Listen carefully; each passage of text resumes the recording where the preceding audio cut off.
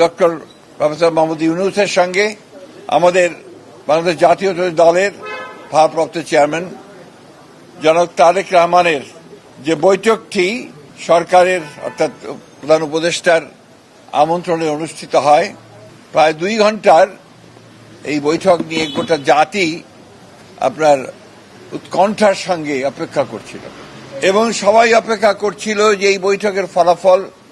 আমি যে কথাটা আপনাদের এর আগেও বলেছিলাম, এই বৈঠকটি একটি টার্নিং পয়েন্ট হতে পারে।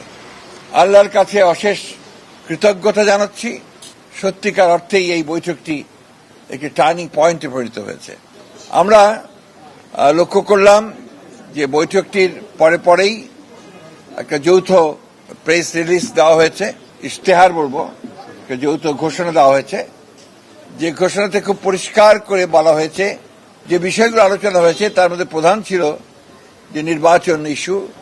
সেই নির্বাচন ইস্যুতে এবং সেই ক্ষেত্রে আমরা অত্যন্ত আনন্দের সঙ্গে, গোটা জাতি আনন্দের সঙ্গে লক্ষ্য করল যে আপনার এইটাতে প্রধান উপদেষ্টা সম্মত হয়েছেন এবং তারা ফেব্রুয়ারির মাঝামাঝি সময়ে নির্বাচনের সময়সীমা নির্ধারণ করেছেন।